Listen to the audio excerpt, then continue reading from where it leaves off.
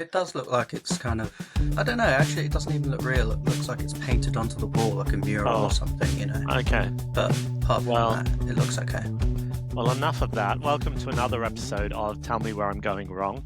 It's a podcast where two exes who are still really good friends talk about life, love, politics, pop culture, and everything else in between and not in between. I never know what to say at the beginning of these, but anyway, I'm Sean, and that's Josh. How are you, Josh? Hi, Sean. Yeah, we do. We need to come up with a more succinct tagline, don't we, about what, but we do, I suppose we do talk about everything and anything. We don't have a set list of topics that we stick to or a theme because we're just so all encompassing. Well, we Um, do, we do, I suppose, just because we talk about things that interest us, things do come up with regularity, like Lady mm, Gaga. hmm For the first 50 episodes, no, for the first 25 episodes, we spoke about the Minogues, Kylie and Danny Minogue, all the They time. they still come up occasionally. Was it last week we were talking about Julian McMahon and Oh, yeah. his Well, marriage there, to, there you go. they both came Well, up, both the Minogues. and so, but Gaga is definitely one that is in most episodes. The Minogues were Mm, in the majority of episodes. We talk about, well, obviously veganism hmm in a lot of the episodes. In quite a lot of the episodes, we've talked about the dismal state of affairs with politics. Is there anything else that's regular? We talk about weight loss, body image, fat shaming, Manjaro. I mean, there's a lot. Celebrity gossip. Well, talking about celebrity gossip, should we jump in with the news? We always talk about people dying on here. Have you noticed? Yeah, I'm always yeah, that's. hot to talk about people dying. I don't know why, but Hmm. I suppose it makes us think about our own mortality, and like it's a fascinating subject for us. But there was a sad news yesterday at the time of recording. It'll be old news by the time this comes out. But Malcolm-Jamal Warner Mm. died, who was famous for our generation. I thought you were going Well, to say Ozzy Osbourne, but okay, yeah, well, yeah, no, that was next on the list, but I'm going with Malcolm okay. Jamal first, and Chronologically. he played the role very famously of Theo Huxtable in the Cosby Show. Now, Hmm I know we've talked about this a lot before, that a lot of US shows didn't translate or make it big in the UK, but was the hmm Cosby Show big in the It UK? was. It was one of the few that made that leap across the pond because don't forget we didn't have cable TV in the UK until I don't know, it must have been like the late 90s. Hmm. And so people had satellite TV, but it was a very, very rare thing to have. And so the Cosby Show is one of the few shows that made its way onto terrestrial, how do you say it? Terrestrial? Or Terrestrial. tria? Does it have that extra R at the end? R, Terrestrial. not Terrest. terrestrial, right? Yeah, terrestrial. Okay, terrestrial. What's the etymology of that? Is that Latin? Terrestre? Is that Latin for Earth? Anyway, we're going on off What's that? What's that Carpenter's song?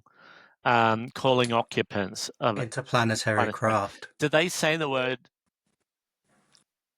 What? extra Extraterrestrial? extraterrestrial in that? Probably, Right. probably.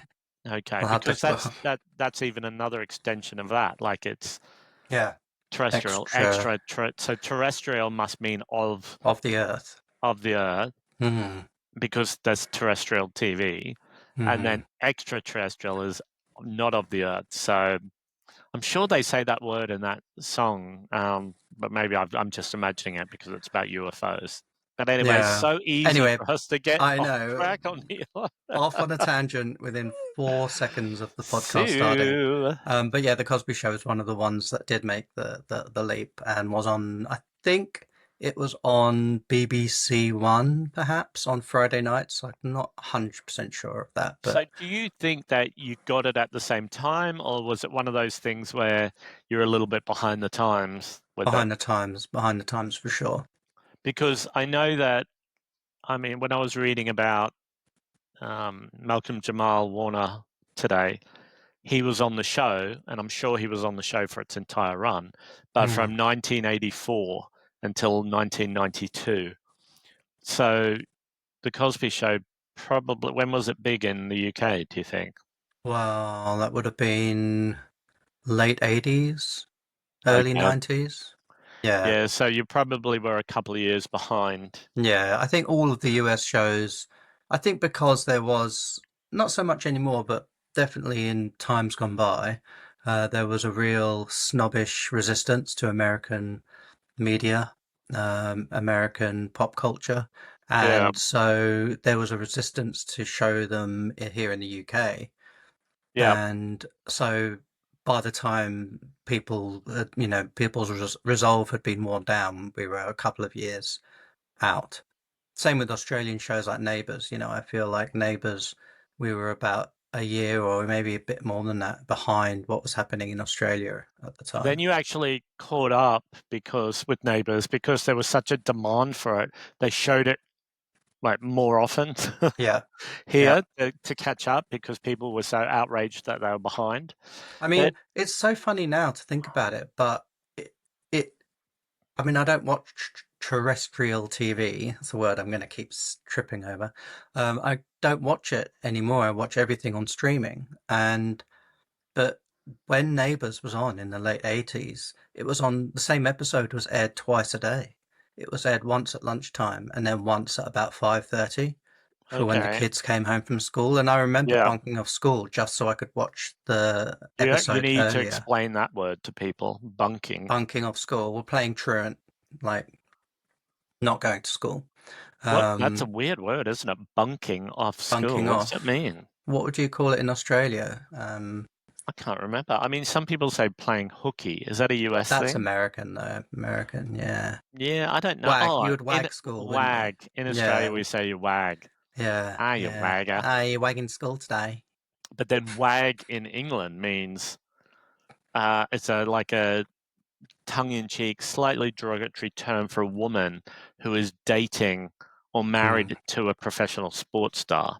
Yeah. So it means So wife and girlfriends, yeah, wives it's and like an girlfriends. acronym, but Yeah, that's only relatively recent, like in the last 15 years or so. yeah, Um, like with like celebrity magazine culture and I'm trying tabloidy culture. hard for all of our regular viewers and watchers. I'm trying hard not to make a sound with my drink. I'm actually having a lemsip because I have a cold, which is annoying. But maybe it will mean I talk less because obviously Sean was accusing me of monopolizing.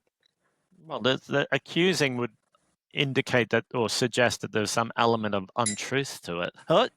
I just heard the spoon then. You love it. You love, I think you do it for attention. So anyway, the Cosby Show first aired in the UK in 1986. So yeah, it was two years after. And a big Have you just been doing some live research? live research. It's Wow, I should get paid extra that for was my seamless. research role.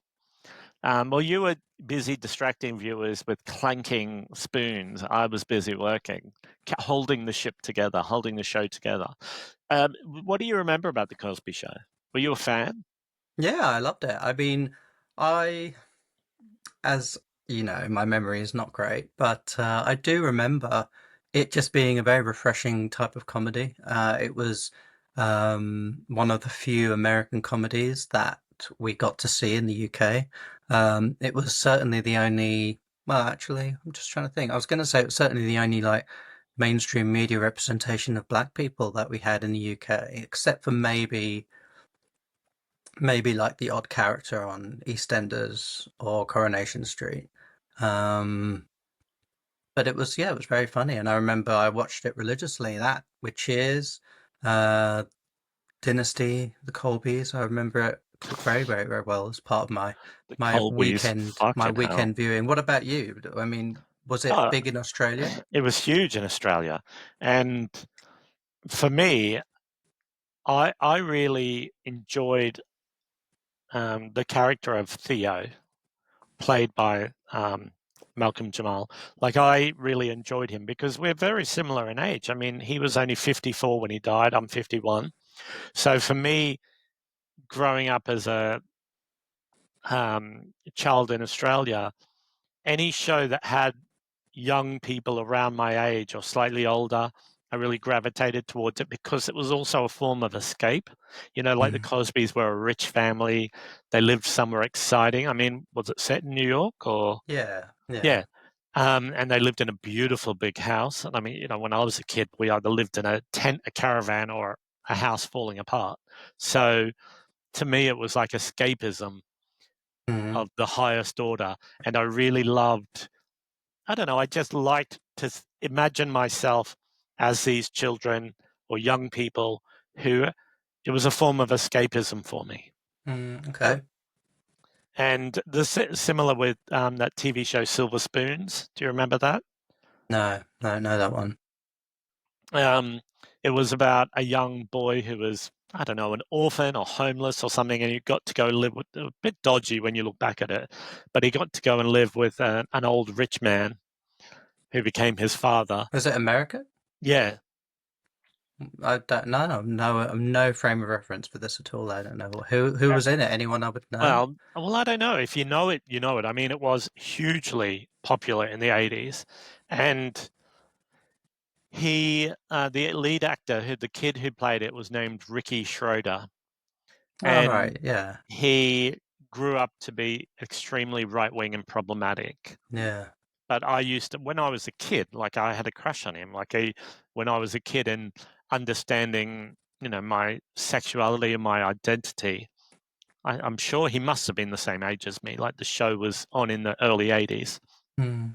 And I used to think, oh, I would love for him to be my best friend. But when I got a little bit older, I understood that I thought, Your best friend under the covers. yeah, best friend with benefits. But when, like I was, That's another recurring theme on this podcast is Alanis Morissette and her lyrics. oh, yeah.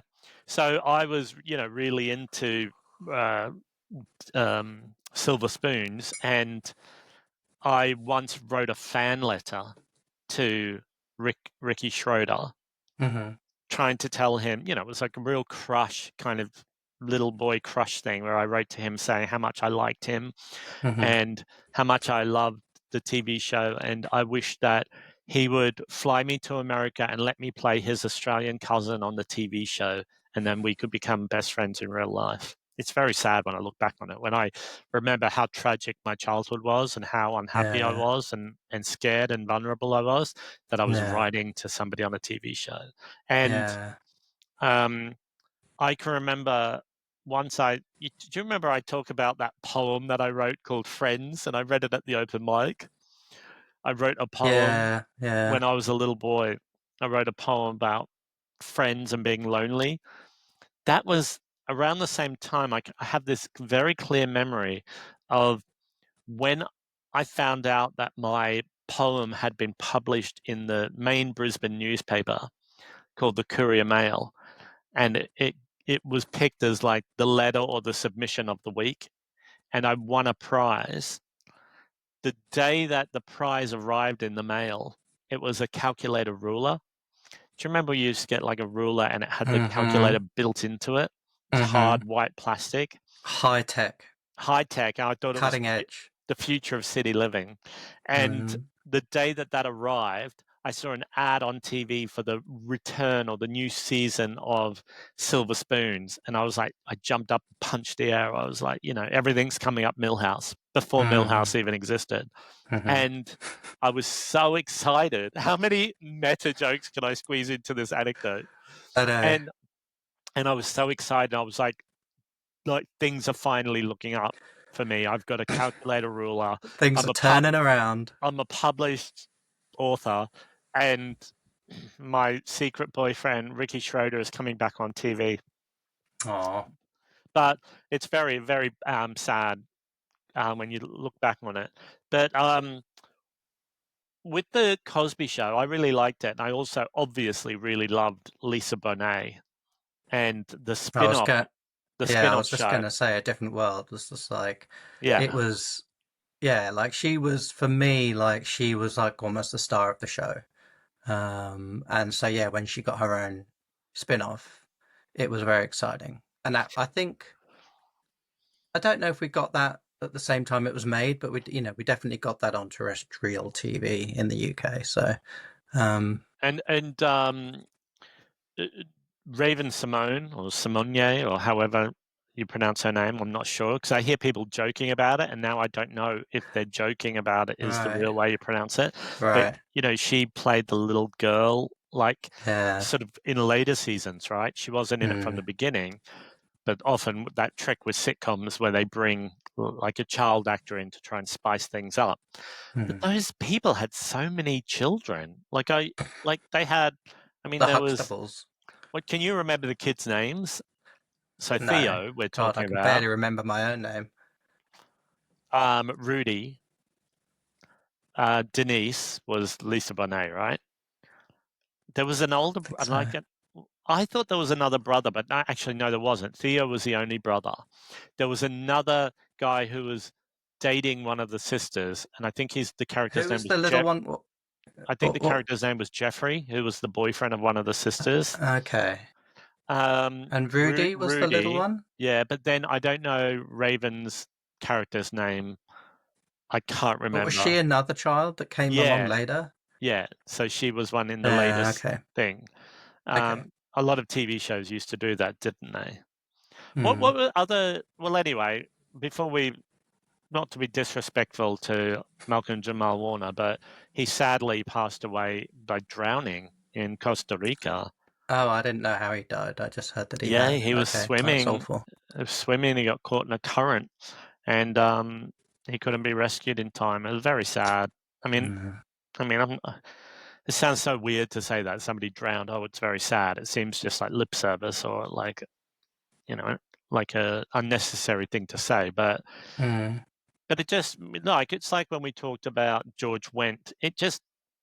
I think it makes you take pause and remember parts of your life that you don't think about as much anymore, like or a Hmm. time and a place.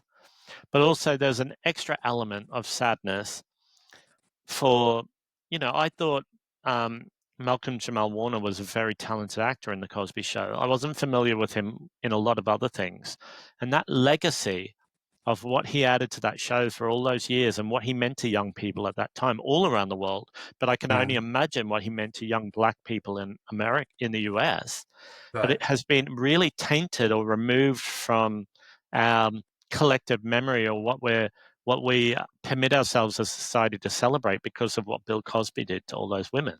Hmm. Yeah. And like the show is not on TV anymore. And No. like how you've got shows like Friends or Sex and the City and um, countless shows on replay. I think Hmm. most networks around the world have agreed never to show it again. And so for something that was iconic and Yeah. legendary as Malcolm Jamal Warner's performance through all of those years of the Cosby Show, it's just been removed from the cultural Hmm. Hmm. zeitgeist. It's not there anymore, and that's very, very sad. Yeah. Adds a level of sorrow to his passing that we have to Yeah. remember why we don't Yeah, get to it's watch sad that. when someone has grown up on screen like that and put in so much work and was such a good performer. It's sad that it's all been brought down by the actions of one, straight cis man. Yeah. It's Well, just, I it's, don't even know how he identifies if he well, is. okay. Um, But for all intents and purposes, we interpret as a straight cis man, yeah, and he's um, like a sex sexual offender. predator. Yeah, Yeah. and like he drugged people and sexually assaulted people. I mean, absolutely horrendous crimes. Hmm. And yeah, and like so the like that's all people remember Yeah. Malcolm That, Malcolm Jamal for really. And then yeah. that's what they remember of the Cosby Show. Whenever you think of the Cosby Show, you think about what Bill Cosby did. Yeah. What other shows around that time, like US shows, were you I mean, I'm trying to think like timeline wise, but definitely the Roseanne show was around the same time, maybe a bit slightly later? later, Yeah, but I think because of, like I was saying, because of the way things kind of got delayed, I think it was screened around the same time, similar years as the Cosby Show. Um, did you have Different Strokes? yeah, That was yeah, earlier in the 80s. And Did around we? the Hang same on, I don't know actually. I'm just trying to think.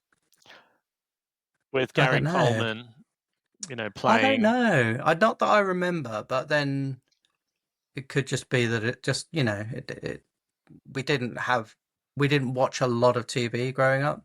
Yeah, We didn't get a VCR until I don't know 1987 or something like that. So like it may have been on, but I don't remember it. I don't I remember can it. remember being very behind the times with the VCR as well. I can remember people at school laughing at me when they found out I didn't have a VCR. Oh really? And Okay. yeah, when you grew up in Chiswick, Hmm. what video shop did you used to go to? Where was to rent movies? Um, it. I want to say it was called Blockbuster, but then I don't know if that came later. I don't remember. I mean, there used to be. It was such a different time, such a different world. But like chains just weren't such a thing then, like the only chain stores would be like big places like Woolworths or um, the supermarkets perhaps. But Hmm. I I remember like a lot of independent video stores in the neighborhood, and then the one on Turnham Green Terrace where you worked for a little I worked while. there for a little while, yeah. That became a Blockbuster, but I don't think it was a Blockbuster. Well, no, I don't think it was ever a Blockbuster. I It was think, was a Blockbuster for sure. At one point, it was well, it was Video 100% a Easy when I Blockbuster. worked there, wasn't it? Yeah. Well, But before I think that, the it was a Blockbuster was Blockbuster. around on the high street where, do you remember that other shop I worked in for a while? I've worked in a lot of shops MVC. in MVC. I think that was a Blockbuster before it was MVC, and then it changed to something else. Well, the one on Turnham Green Terrace was 100% a Blockbuster at some point. Okay, well, you'd know more than me. Um, You grew up there. But yeah. um, But I think it was it such a weird was, time renting videos, wasn't it? yeah, yeah, yeah. I know, like, oh, it's just so different. The way we consumed media was so different back then. And so you would Um, go and there would be the case on the shelf and it would have the slip in it and you would look and see, read about it. But then the tape would be in a blank cassette cover behind. So you would have to take it to the take the front. empty, yeah. Or no, no, no. You would sometimes the tape would be in a plain case behind the cover, so you could take it. But if there was nothing behind the cover, you knew they were all out. But then Mm, some other video stores, you would take the cover up, and they would get the tape from behind the counter and give it to yeah, you, and then they yeah. would put a "sorry, I've been rented" slip in it to put it back on the shelf to let people know that it had been rented. But Mm, when you were a kid, so different. did you used to, like, did your family or did you and your friends have a set, like, sort of core group of films that you would rent again and again and watch them over and over, or did you always get something new every time you went? Um, I think there were things that we would watch over and over, like we would have certain horror films that we would always watch. But then also my friend across the road, from my school friend lived across the road from me, and Is her that mum, Lindsay? yeah, You've and mentioned Lindsay a few times on this podcast as well. yeah, and her mum worked at the video store, which was at one point Blockbuster. And so I don't think we very rarely had to actually go and pick videos from the store. I think a lot of them were just sort of around the house, and um yeah, I don't know. It was all very hazy. And then from the age of about 14 or 15, of course, drugs became involved, and so it gets even hazier. So I don't know. So You're asking. what were some of the, like, if you can remember five titles that were on heavy rotation that you would often repeat rent from Block? Poltergeist, Hmm. Poltergeist, the Amityville Horror. I mean, there were some comedies as well. I'm just trying to. I don't know if the Bette Midler stuff came later in life, but then I think definitely Beaches, but that was later, wasn't it? Beaches. Beaches Yeah. came like in the 90s. Well, around Um, 1990 or something. No, about 89, I think. was it 89? Outrageous Fortune, Hmm. Ruthless People. Oh, yeah. Yeah. Um, And I don't know, is that 5? I think that's 5. What about So, you? What were your yeah, 5? for me, we used to. I've lost track of the times we rented Ruthless People. We watched it over and over and over again. Hmm. When I was a teenager, Heathers. I All rented that right. multiple times. Um, uh, when it came out on VHS, I rented it a couple of times, but then I bought it. Was In Bed with Madonna. Right. So I rented it a couple of times out of some weird loyalty to Madonna. I wanted to show that people wanted to rent it, but I also bought it. But then I would also rent it. Hmm. The Blues Brothers All right. with John Belushi and Dan Aykroyd was huge. Was huge, and like movies like Oh, I like just remembered another one. what Dirty what? Dancing. Oh, I've never seen it. Fucking I never hell. watched it. I must have seen that 100 times. Okay, but we used to get sort of low budget culty sort of movies like Escape from New York, or um, there was a movie called Turk 182. I, I, Don't I don't know. know how to describe them. They were kind of like these anti-hero sort of vigilante movies, and we used to watch a lot of that sort of stuff.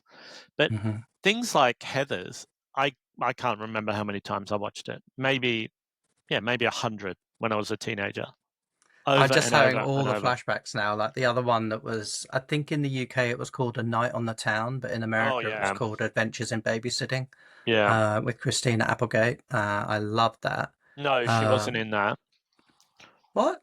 She wasn't in that. Oh yeah, no, no, no. You're Sorry, I'm thinking Don't getting. Tell Mom the Don't Tell Babysitter's Mum the Dead. Babysitter's Dead. Yeah, that was the other one. I get them mixed up. Yeah, no. Who was the lead in Let me tell you, Adventures in Babysitting? Library li- Search. Tapper library Tapper. search. Well, And I love that. I saw that movie at the cinema. I mean, sorry, at the drive-in. Oh wow. Okay. Yeah. Amazing. Adventures in Babysitting was, um, let's have a look. It was 1987. Elizabeth Uh-huh. Shue. Elizabeth Shue. Yeah. Yeah. Yeah, Yeah. But no, that and Don't Tell Mum the Babysitter's Dead with Christina yeah. Applegate. And Oh, also and Parenthood. Is that what it was called? Parenthood. Parenthood or Parent Trap Parenthood. I think with with Martha.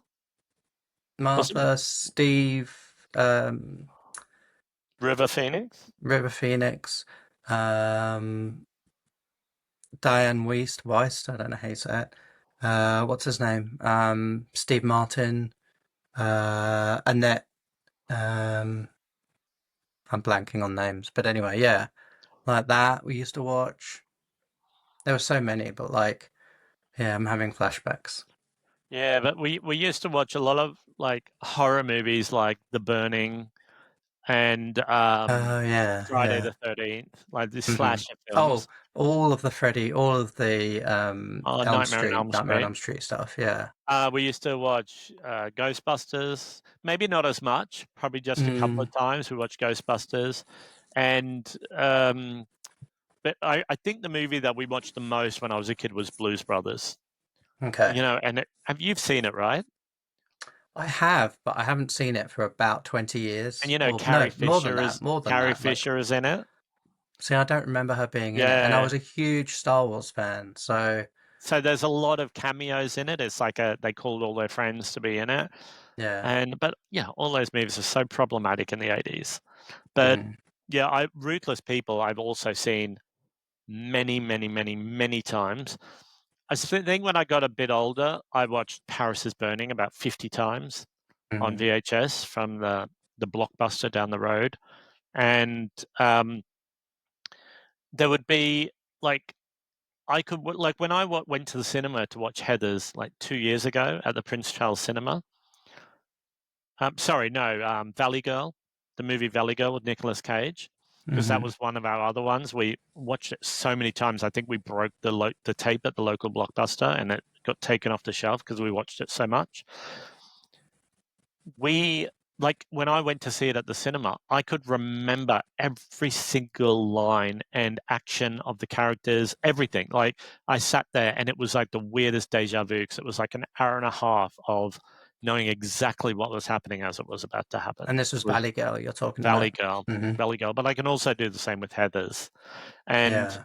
but then, you know, when DVDs came out, you didn't sort of I don't know. I didn't watch things as much. Maybe that's got to do with me getting older as well.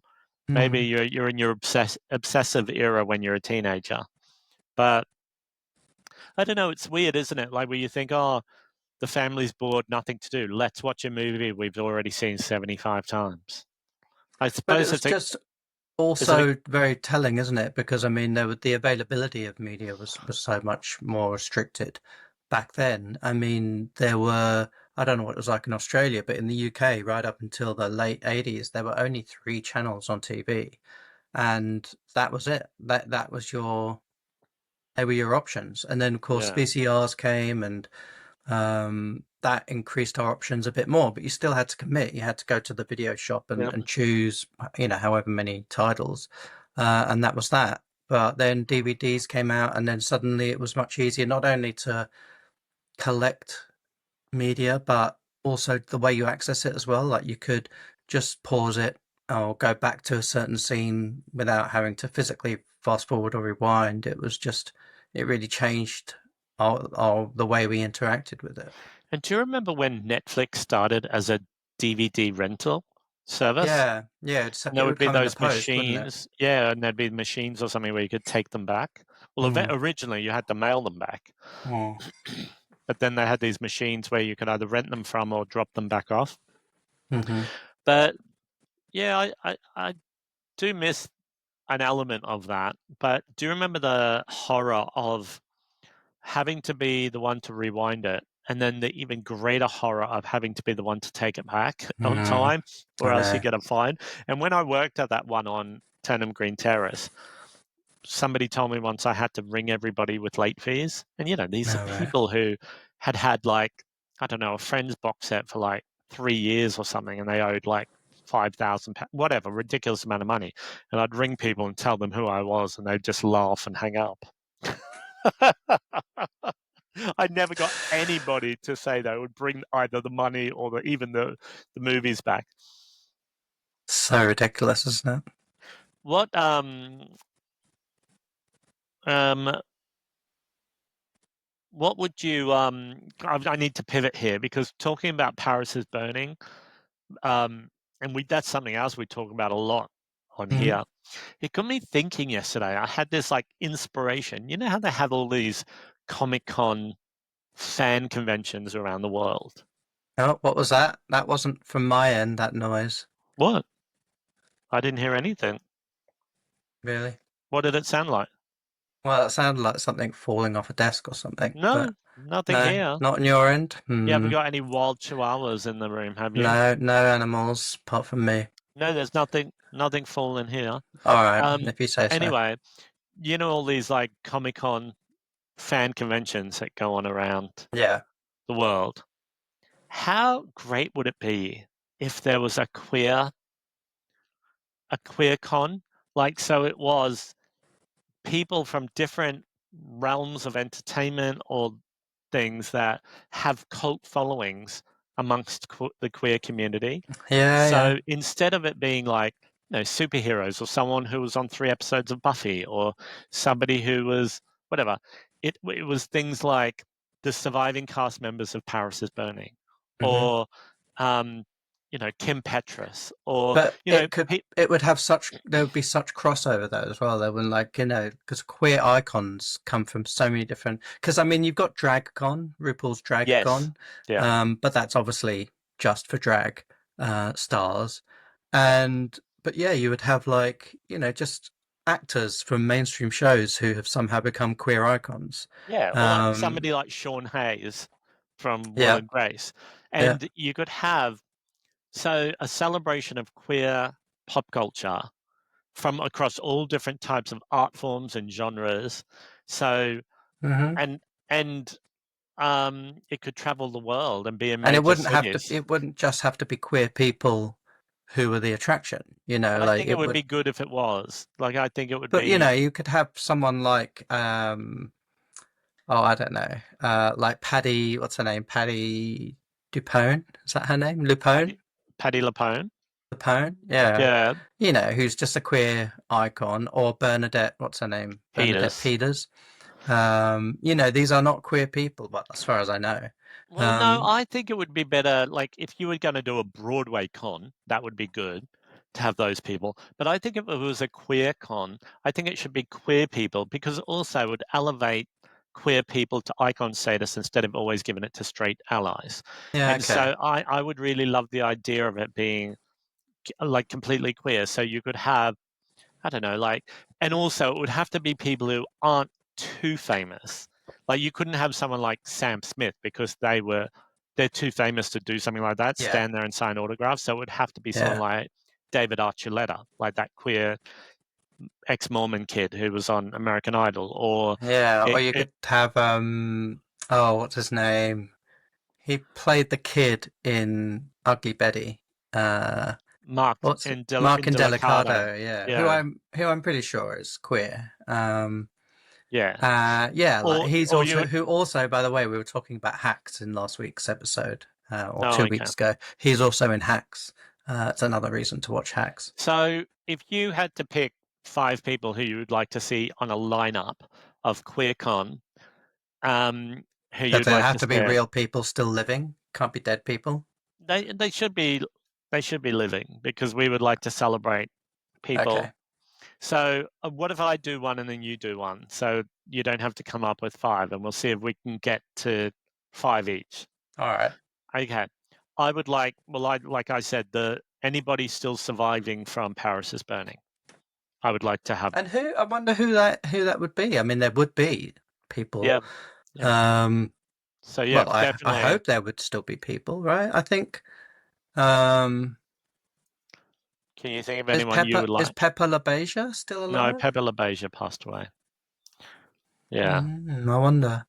Um, I would like to see. I mean, I don't think their stars have faded or anything, but I think some of the cast of Pose deserve Hmm. more of their roses. Yep. MJ, and Dominique, and Yep. all of the cast of Pose. I think. And what's their name? Who was in Cabaret? Billy Porter. Oh yeah, yeah, Yeah, that would be a really good panel to have, like a pose mm, panel at QueerCon. yeah, My second one would be the surviving backup dancers from the Blonde Ambition tour, like who are in Truth or Dare. yeah. So that, Not all like, of them what? are queer though. Oliver No, wasn't but queer, so right? yeah, so the queer people from that, Queer ones, and yeah. those who are surviving. Sadly, some have passed away, and so that would be they could have like a Truth or Dare booth where you could go and meet, and Mm, you don't know who's going to be there at what time, or you can have the list of times, and then they could have a panel. So hmm that would be my second. Who else? Who's your second?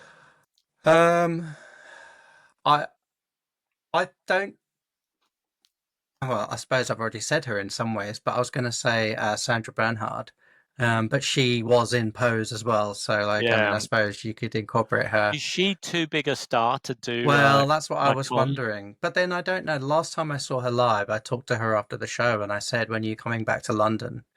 And she just laughed and sort of was like, "Oh, honey, you know how she is, Yeah, Sandy B." And she was just sort of, I don't know. I don't think she didn't give any indication that she would be coming back to do a show here. She still tours a lot in the US. yeah. Um, but I would, if it was the sort of, if QueerCon could be the sort of thing that gets her over, I think it would be worthwhile. And I think for young people and the sort of level of celebrity that would get a lot of people in, Jojo Siwa, Oh yeah, yeah. because I mean, I know that there's a lot of controversy at the moment of people being biphobic because she's now dating a man, but she Mm, identifies as queer, and she's that sort of level of celebrity where she's got a lot of followers, yeah, but she's not yeah. an A grade star really. But she hmm would be a good, like maybe she'd do a performance and a meet and greet. She would be a good one Oh to have. yeah, I've got the next one. I'm sure you'd be very happy to see him would be Kavanagh. Oh yeah, So pop star, 90s pop star, British pop star, who really struggled with his sexuality at the time. I just read an interview with him that I sent it to you, didn't I? yeah, Because his autobiography is coming out, or it's out now, I think, yeah. I isn't think it? it's out. It's Um, on some sort of bestseller list, like #1 on one of the genres. Yeah. okay. So yeah, so I think he would be and he could do a little performance as well, perhaps. So you could So have. tickets go on sale next week, and we'll put the link in the show Well, how notes. amazing would it be? I um I'm trying to think of anyone from film who could be in it. Like, I mean, there are so many actors who never really made it into sort of like the A League who are queer. Like, Daniel, I don't know how to pronounce his last name, who was in Mean Girls. You Oh know, yeah, yeah. And then like he he was played in Glenn Coco. Looking. Yeah. He was in So Looking, and yeah, what did I saw him in something recently? Actually, what was it? Hmm. I'll have to look Fra- it up. Franziini, or I can't remember his last name. Yeah. But yeah, so he would be great to have because he's that level of well known Hmm. in queer circles, but not too famous that he would probably turn it down. Yeah. Um, and then, well, it's your turn if you want to keep going. Oh, I don't know. Well, I don't know. Yeah, I think we've got our main lineup Okay, well, you do already. one more from someone who's in But I'm film. just trying to think of other forms of media and whether like we've totally ignored or forgotten anyone or I mean it's interesting, isn't it? Like sorry, I'm going off on a tangent here, but you think about that some like all the big shows that we've talked about that were on TV in the 80s, you know, like the Cosbys, Neighbours, um, Dynasty, the Colbys, like all of these actors who in the casts of all of those things, surely there would have been queer people. And I'm Well, struggling to think now well, of do you remember? any. Do you remember Who's the Boss with No, Tony Danza and Alyssa Milano no, and I don't think we had that. Judith Light? It was Okay, hugely famous. The young guy who played Judith Light's son in the show, he came out as a queer man in his okay, adult life. okay. So yeah, there were a handful now and then. Some of the actors who were on like Dynasty/Dynasty, some of them were closeted. Um, Were they? yeah, and I mean, they had a gay character in Dynasty. and Or they killed. was that the Colbys? Maybe that was the No, well, Colbys. wasn't it Dynasty? And didn't he get killed in that wedding massacre I think so. Yeah, that happened? yeah. How I ridiculous! don't know. I don't think the actor was queer. I don't know. Maybe. But then I don't know other people. I don't know how people identify, and I don't want to say people definitely are. Like, I don't know if Natasha Lyonne is queer, but But if what you, was if she she in? What was she in that like, period? I'm a cheerleader. Oh She was in yeah, Russian Doll, that TV series. She was a star of. yeah. But You know, that's very recent.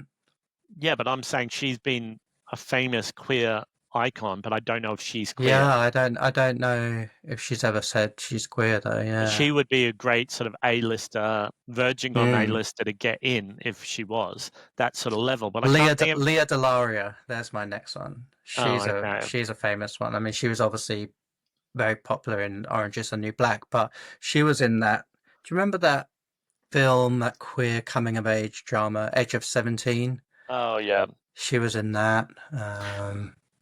You could also have people like Lance Bass from NSYNC because he's very popular on social media, but Yeah. he doesn't really do much outside of that anymore, apart from being famous from being in NSYNC. So Hmm. he would be somebody that people would want to meet.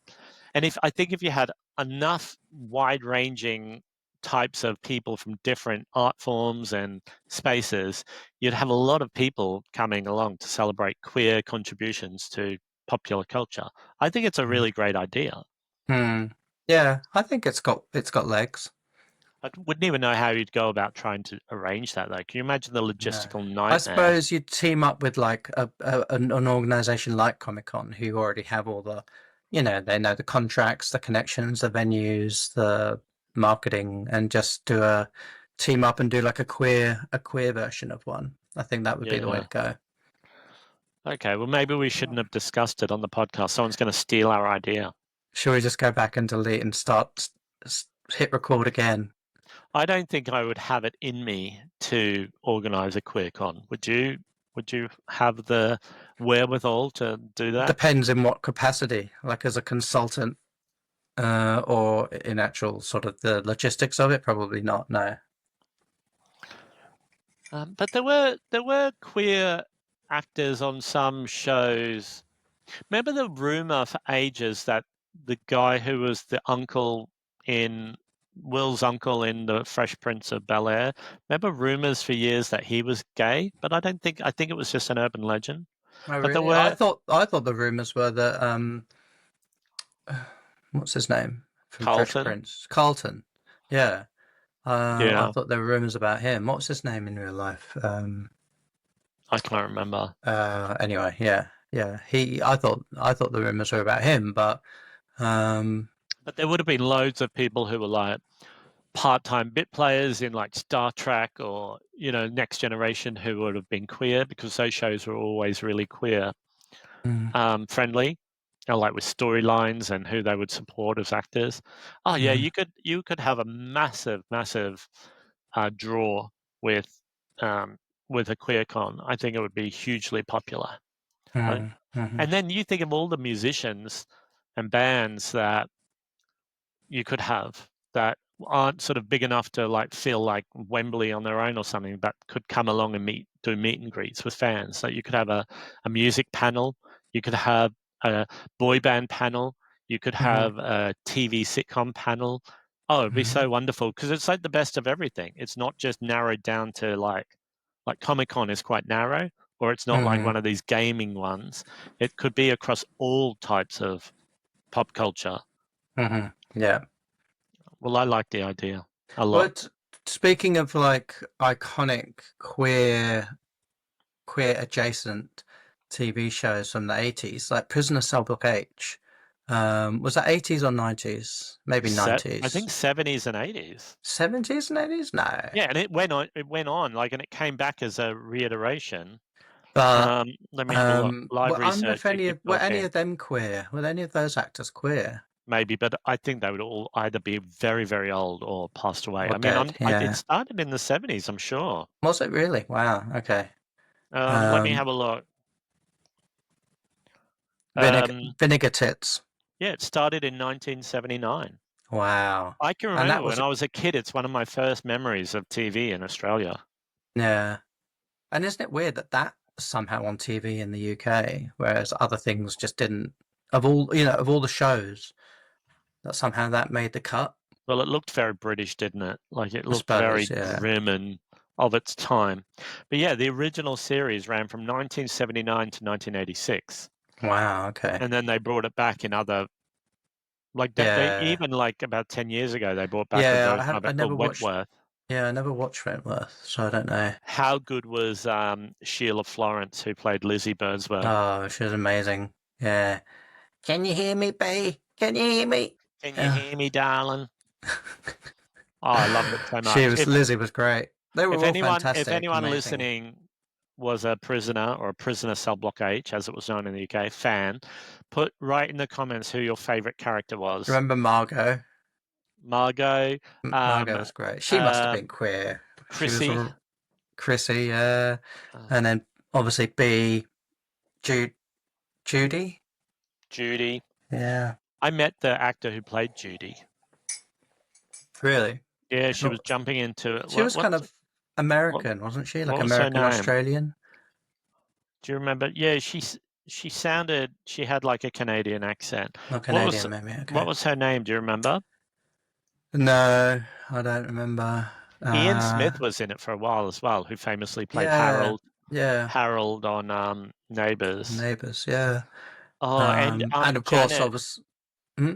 Do you remember Reb, played by Yes. Janet, who was also on Neighbours, right? Yeah, Remember yeah, she was. yeah. She was great, Reb. I'm just trying to find out who. And what was the woman's name who played Vinegar Tits and who also was Alf's sister on Home Vinegar and Tip. Away? Um, Um, I'm trying to find out. I can't I see. just can't remember her name. I More, I mean, there was reckon Alf's so many sister. famous Australian actors who were in it. Like everyone who was there, but I mean, even Jackie Woodburn, who played Susan on Neighbours, was in it. She was Was she? Julie. Yeah. Remember I she don't was all remember her. mousy and young? Maybe, maybe. Um, I can't find the person who played Judy, It was but such a, it was a quite groundbreaking TV show for its time. Oh Like some of yeah. the stuff they dealt with.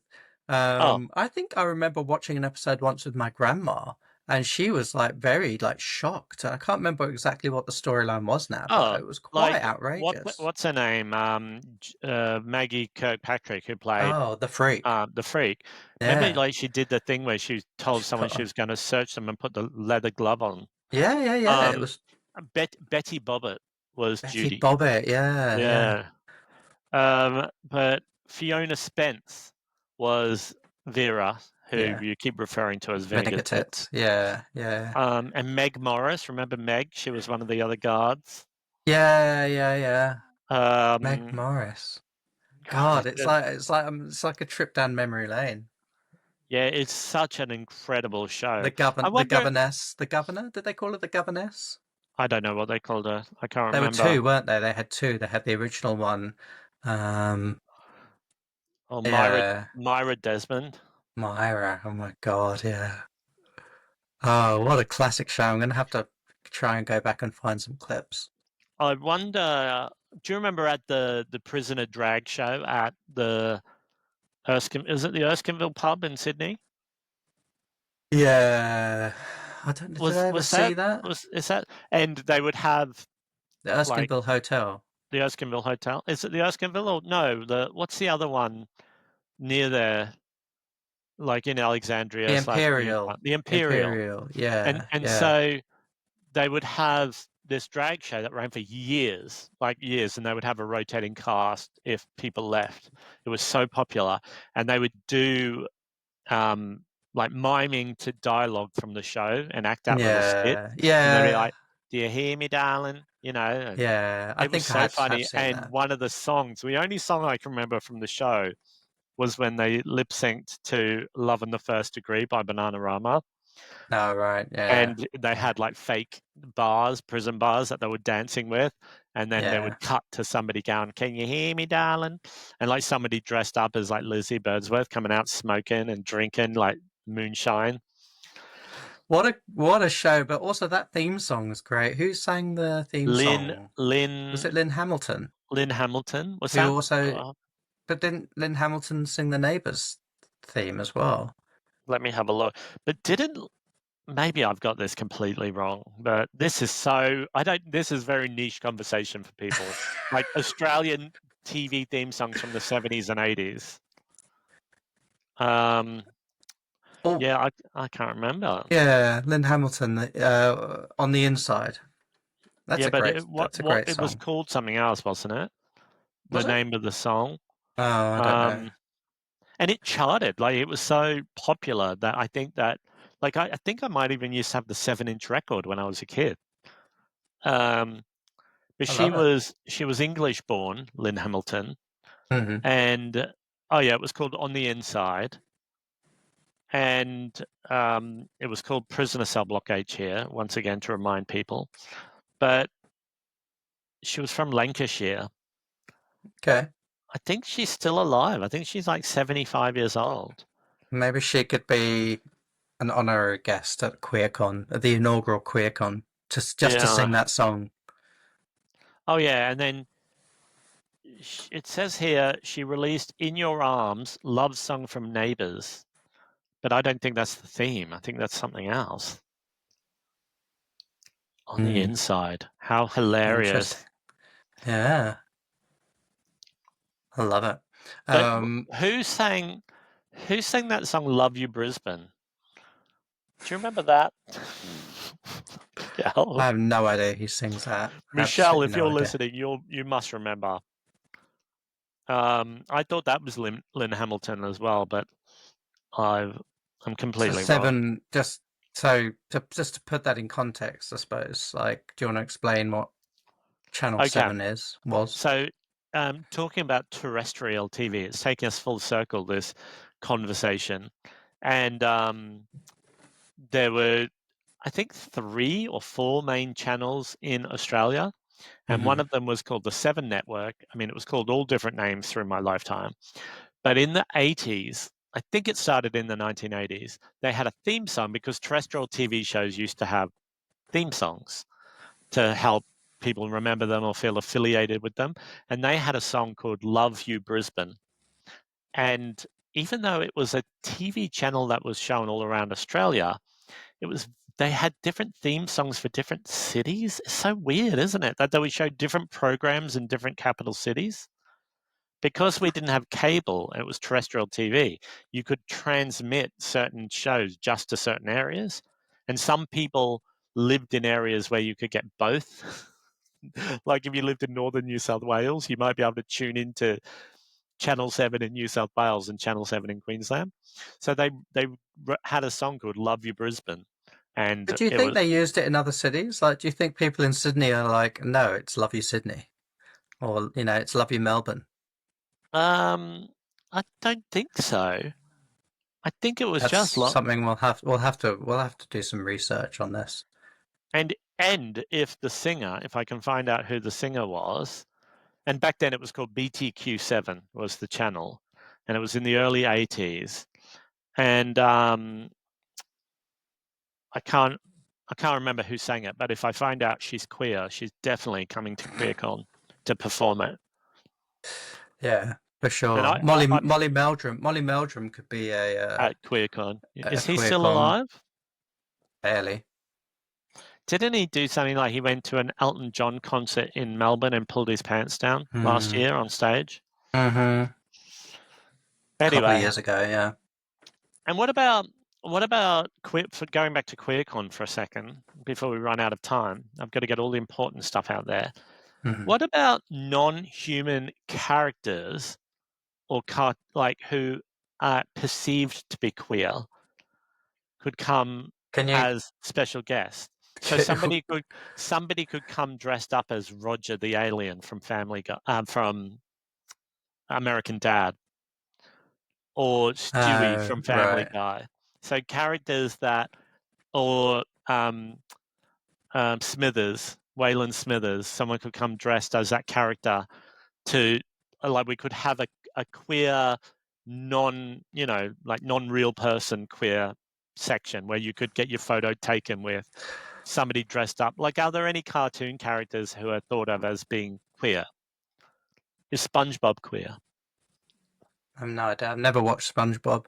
Um, Like I Bert and Ernie? Bert and Ernie for sure, for sure. From Sesame Street. Um, but hang on, I was going to say something else. Then, who did you say you had? Oh, you had Waylon Stewie, Smithers. Waylon Smithers. Well, that's what I was going to say. I don't know. Did you see that the Simpsons have killed off Marge Simpson? Well, no, it was only in a one-off future flash forward episode. Okay. It I just wasn't saw a like, headline, yeah. and I haven't watched. I can't believe they still make The Simpsons. I actually cannot believe it's still going. I mean, it dates back to all these things we're talking about in the late Yeah, 80s. It's yeah. still been I going for know. that It's long. wild that it's still being made. So we actually we mentioned it at the beginning, but I feel like we should maybe talk a little bit about it, is the fact that Ozzy Osbourne died. Mm-hmm. I mean, do you have anything to say? I don't mean to be awful or dismissive about it, but he wasn't somebody who meant anything to me, really. I feel sad for his friends and family, but Well, yeah, no, I mean, yeah, I don't want to be, rude about it, but yeah, musically, he had practically no significance in my life yeah. musically, but certainly, the birth or the sort of early stages of reality TV will Hmm. always be for me around things like the Osbournes. Is that what it was called? No. What was it called? I think it was called the Was it Osbournes. called the Osbournes, or did it Or have meet another meet the Osbournes or something Meet the like that. Osbournes? Yeah, it Hmm. was around that time of like The Simple Life, the Osbournes, Yeah, and yeah, Nick and Jessica. yeah. But And that's, for me, that's what I will always remember Ozzy Osbourne for, is just that period of reality TV. And I mean, it was just, I mean, I've talked on this podcast before about my dislike for reality TV and how I find it really problematic and really exploitative. But back in those days, which would have been what, 90s, late 90s, early early noughties, 2000s, yeah. um, it was before I sort of had come to that realization or come to that conclusion. I would still watch things like that or Big Brother. Um, but yeah, just like what an odd concept it was to watch real people in, quote unquote unscripted scenarios. Yeah. I Um, don't know anything about Ozzy Osbourne, really. I mean, I know the urban legend that he bit the head off a bird or a bat. bat. I don't know. I can't speak to. I don't know any of them, so I don't know if they're nice people or not. I have nothing to say about them. I hear a lot of stories about how Sharon Osbourne is not nice, but I don't know anything about them. I don't. I couldn't. I could tell you the name of one Ozzy Osbourne song or a Black Sabbath song, but I don't even That's know one. how. That's one more than me. Well, I know only because I saw a clip on social media this morning where it was a clip of another performer performing a song called Crazy Train. Actually, it was at the Lady Gaga concert. At the finale, where they're taking their bows, they always play a song. And the first 3 nights, they played one of her songs, a different one of her songs. She's not singing it; they're just taking their bows to it.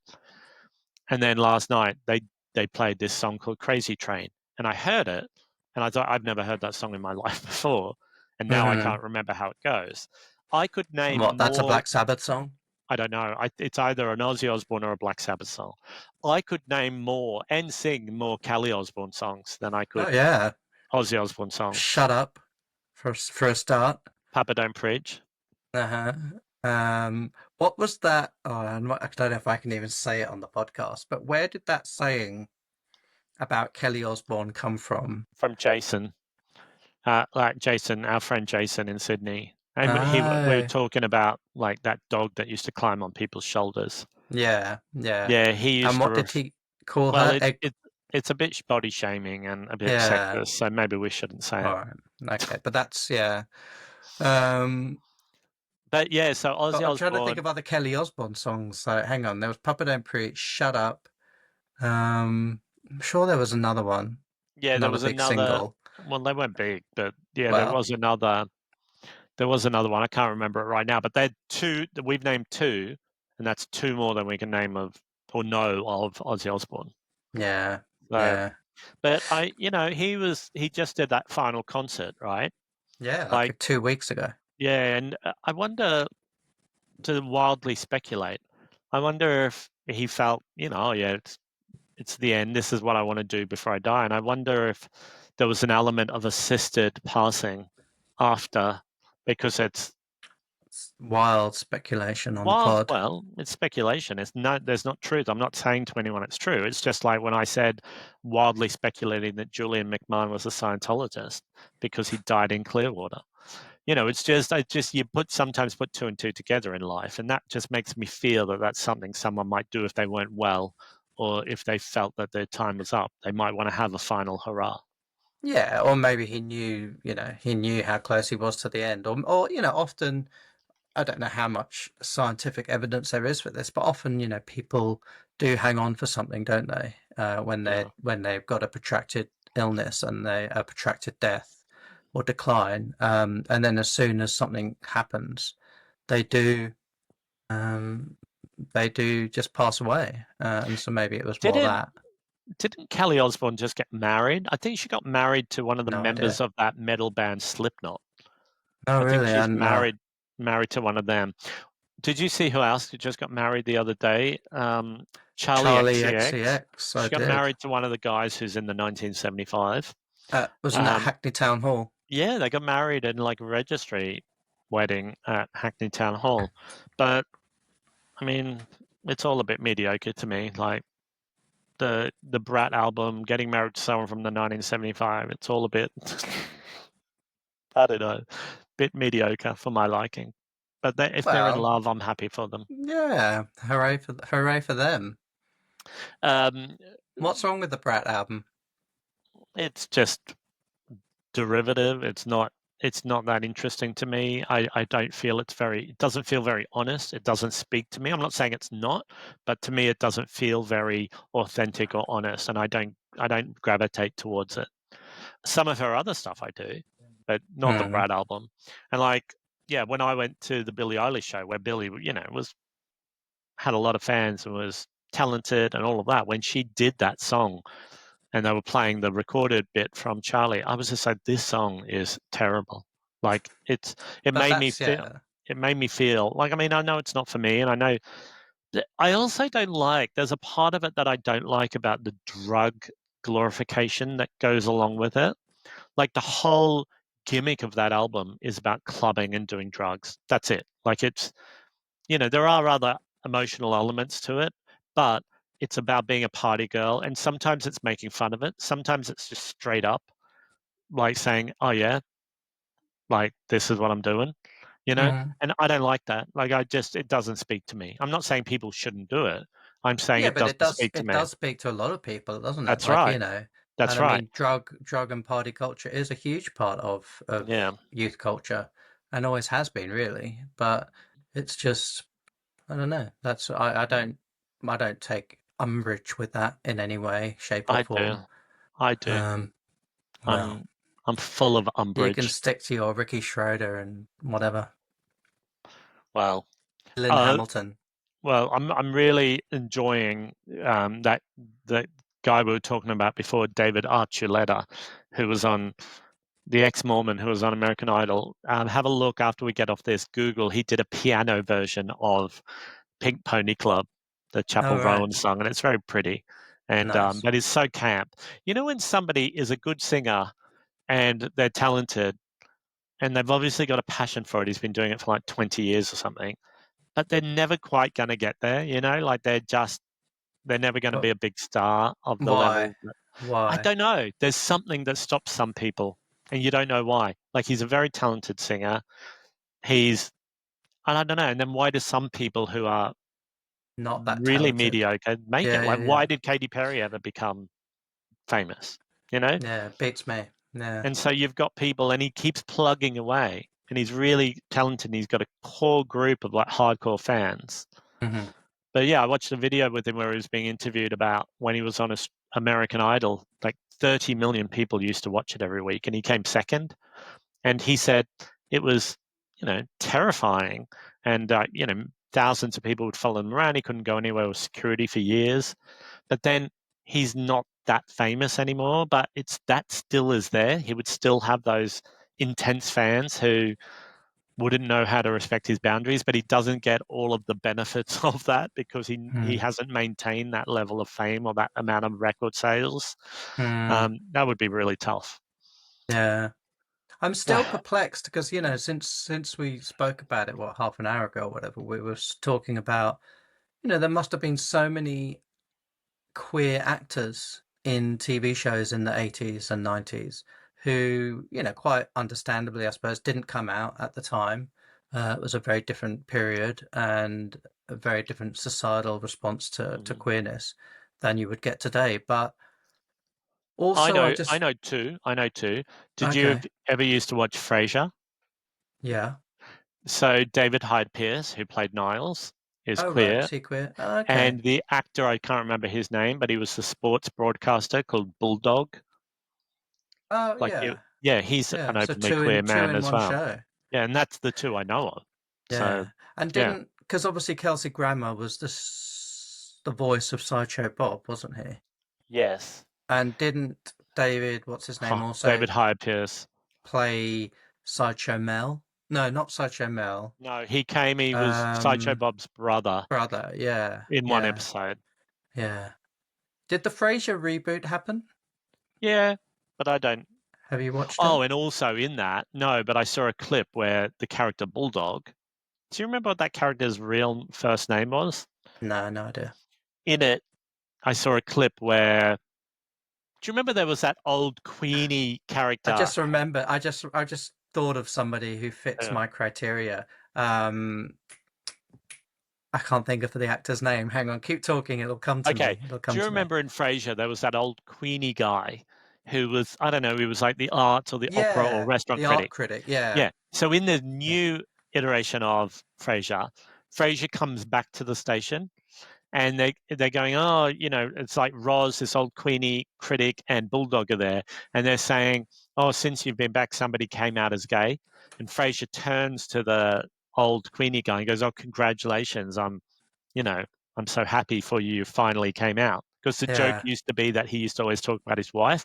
And the yeah, Bulldog character goes, no, it was me, Doc. Like I finally yeah, realized I'm gay. And the joke the meta joke is that he was openly gay as the actor on the show, playing a misogynist, sportscaster. So yeah, that's what's happening. So he would be a good He would. person to have.